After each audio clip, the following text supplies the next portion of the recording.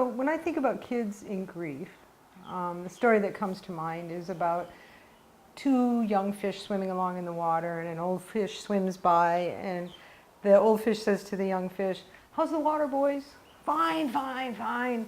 And the two fish swim along, and the one young fish says to the other, "What's water?" And I think about that with children because they don't necessarily know what grief is. We as adults do. We've grieved, we know loss, and what it means. But when they're younger, they don't.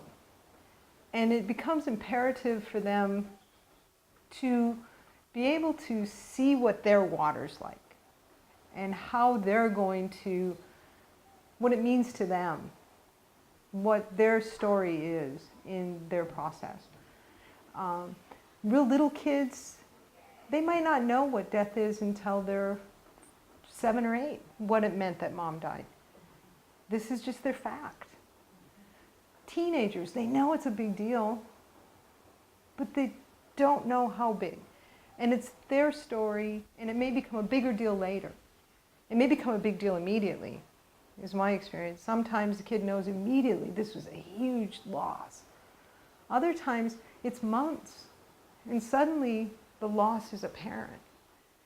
And a program like Nakekio Emilia allows them the opportunity to really be in their water and to discover it for themselves, with people sitting around going, "My grief is like this.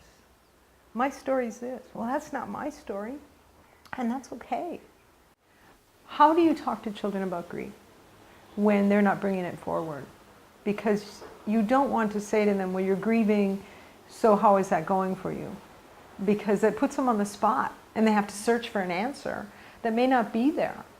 And they may be in the water and they don't know what that water is yet, right? So it's important that they have the opportunities to talk about it when they're ready, and they have the opportunity to feel safe not talking about it when they're not ready. The advantage of doing group work like Nakekio Emilia versus an individual therapy session is the therapist can become stagnant in their own experience of grief, or the child's story, and then that's the story and that's it. Where if you're in a group and you hear another person's version of grief, the child can say, "Oh, you know, I have that too." And things will pop up around them that becomes more enriching than a therapist, "And I've heard your grief story and then that's it, and we're going to just work on your grief story, your dad died, blah, blah, blah, and now you're better."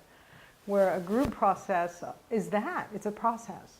And there's a dynamic process in it that allows children to experience more than just their own grief, but experience their own grief in other people's stories too. And that's the beauty of a grief group versus an individual therapist. I have a friend who I shared with you, she's lost all of her children. And when her daughter died, that was her first one, we went to hospice, and I was co-facilitating groups, and Shirley and I went there, and then Shirley took herself there a number of times. Then she heard another woman's story and said, "You know what, I'm going to be okay. I'm going to be okay." And that was the beauty of the group. Like, you know what, yeah, it really hurts, but we're going to be okay. You know? And you can't get that with a therapist. It just doesn't move as much. You see a whole range of reactions with children when they first hear of a death. Like all of us, there's just a shock. Sometimes they'll even be silly about it because it just seems like funny if it's not right in their circle.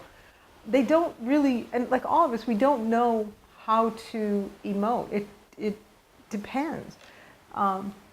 Sometimes children will come right back to school, and their story is, this is where my mom wants me to be.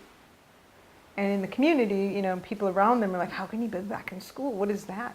But that's what he needs, is to be back in school, because this is a really big deal. Other children will fall apart immediately and not be able to cope for a long time. And a group like Nakekio Emilia will validate that that's okay, that it will get to be something you can live with. and be used to the new norm, because they don't feel like they'll ever get back up on their feet. And that if they go to the deepest grief and the darkness of what this means to them, that they will survive it. And they need to get that message that it will be okay. It's not great, but life is going to be okay. You know, I always tell children, grief is the real deal. It's the real deal. There's not a lot that's bigger than that. Friendship woes, boyfriend, girlfriend, bad grades, truancy court, any of those things. They're that, but grief is the real deal. I think that parents should really look into the resources available to them when they've suffered the loss, for their own personal well-being and for the well-being of the child. Because to care for yourself is very difficult, and then to care for the child is overwhelming. A program like Nakekio Emilia helps the parent find what they need and to share the experience with the other people and caregivers who are going through grief. And it helps the child again with the dynamic kind of processing. Doing it alone, you can do one of two things. You can be so concerned about the child's processing that you lose sight of your own processing, or you can do your own processing to the point where you lose sight of the child's processing. So having the help on board can keep that a little bit more balanced in one of the hardest times of a person's life.